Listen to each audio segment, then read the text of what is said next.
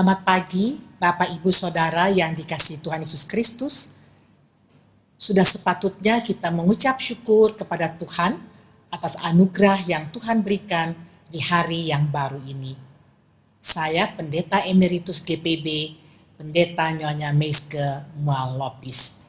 Saat ini saya berdomisili di wilayah pelayanan GPB Gloria Bekasi.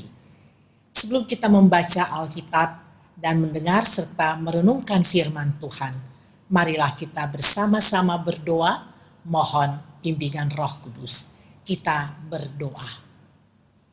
Bapa di dalam surga, kami mengucap syukur kepadamu untuk hari baru yang Tuhan berikan kepada kami. Kami mau mengawali seluruh aktivitas kami di sepanjang hari ini dengan terlebih dahulu beribadah kepada Tuhan, membaca, mendengar, dan merenungkan kebenaran firman-Mu. Bimbinglah kami dengan Roh-Mu yang kudus ya Tuhan. Dalam nama Tuhan Yesus kami berdoa. Amin. Bapak, Ibu, Saudara yang dikasihi Tuhan Yesus Kristus, pembahasan Alkitab bagi kita bersama sesuai dengan Sabda Bina Umat untuk hari ini, Sabtu 5 November 2022. Terambil dari kitab 2 Tesalonika pasal 3 ayat 13 sampai dengan ayatnya yang ke-15. Saya akan membacakannya bagi kita bersama. Firman Tuhan yang berkata demikian. Dan kamu saudara-saudara, janganlah jemu-jemu berbuat apa yang baik.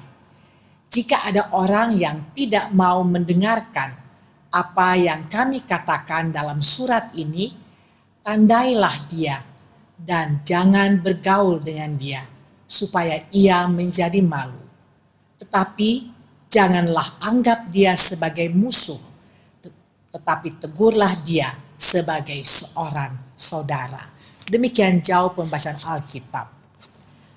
Bapak, Ibu, Saudara yang dikasihi Tuhan Yesus Kristus, ada sebuah cerita ilustrasi yang demikian. Ada sebuah gereja tua di sebuah puncak bukit yang terletak di tengah danau yang dikelilingi pulau-pulau kecil. Di sebelah gereja itu ada bangunan sekolah dasar yang kosong. Sekalipun ada sekolah, banyak anak-anak usia sekolah dasar di sana tidak terampil baca tulis. Ternyata gurunya jarang datang ke sana. Kalaupun guru datang, hari sudah siang menjelang sore dan anak-anak sudah lelah bermain seharian. Lingkungannya pun tidak mendukung untuk perkembangan anak-anak yang baik. Banyak kaum lelaki dewasa memiliki kebiasaan minum minuman keras dan mabuk. Situasi ini sungguh memprihatinkan. Gereja ada di sana, tetapi tak bermakna.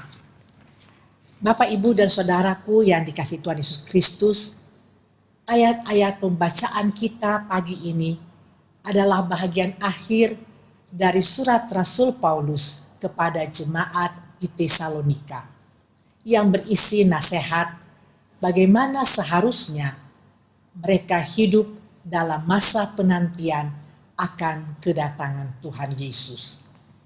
Nasihat Paulus agar jangan mereka mencontoh saudara-saudaranya di Tesalonika yang dalam masa penantian kedatangan Tuhan Yesus mereka tidak bekerja, mereka sibuk dengan hal-hal yang tidak berguna dan mereka tidak tertib hidupnya.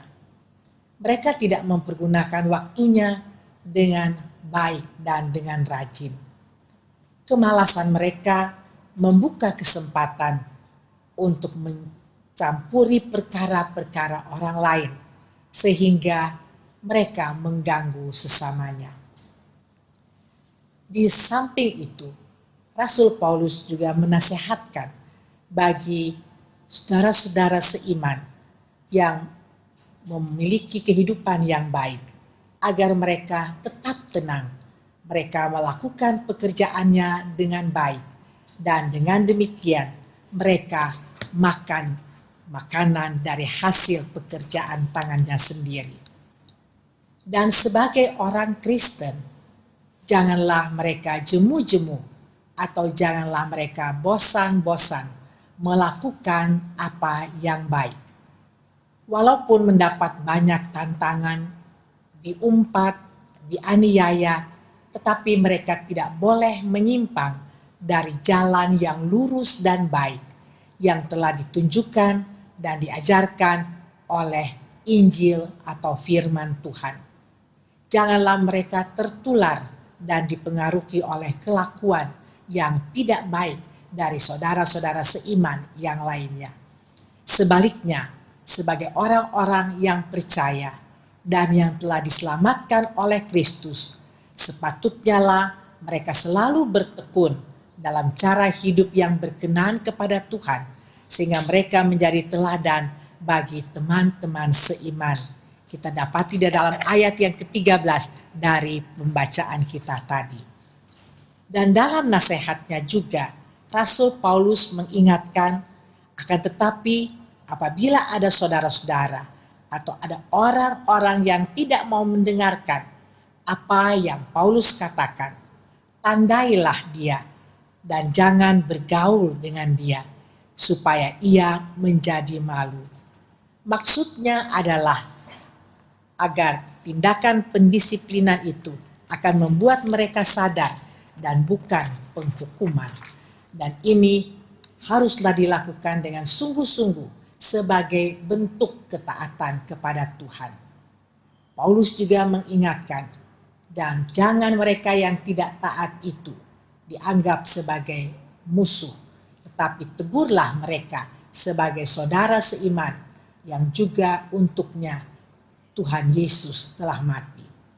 Bapak, Ibu, dan Saudara yang dikasihi Tuhan, mendisiplinkan dan menertibkan yang dilakukan bagi jemaat adalah usaha membangun tabiat atau watak sebagai pribadi Kristen dan untuk meneguhkan iman dan bukan untuk membinasakan.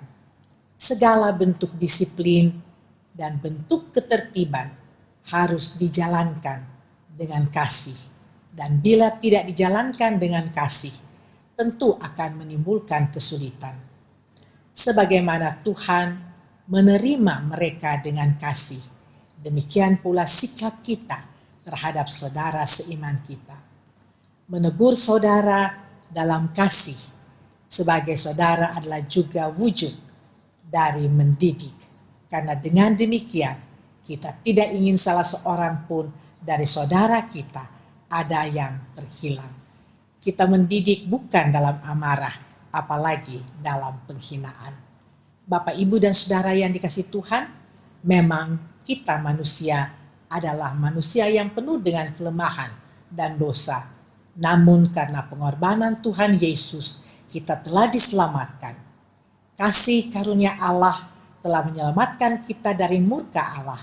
Kasih karunia itu memang bukan usaha dan jerih payah kita manusia.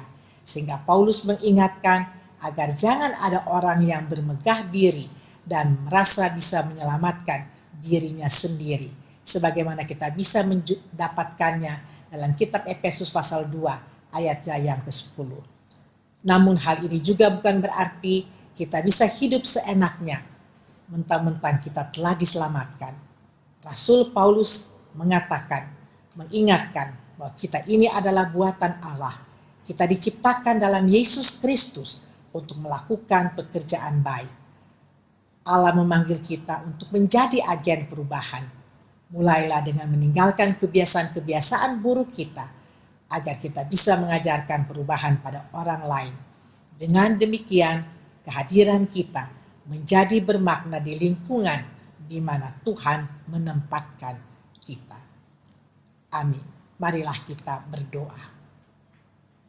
Bapa di dalam surga, firman-Mu telah Engkau bentangkan bagi kami, yang mengajarkan kami untuk memaknai dan mengisi kehidupan yang Tuhan anugerahkan dengan melakukan perbuatan-perbuatan yang baik, agar hidup kami menjadi teladan dimanapun kami berada. Kami menyadari akan segala kelemahan dan keterbatasan kami. Tuhan tolong dan mampukan kami. Kami menyerahkan hidup kami dan seluruh aktivitas kami sepanjang hari ini ke dalam tangan Tuhan. Ampunilah salah dan dosa kami, demi Kristus kami berdoa. Amin.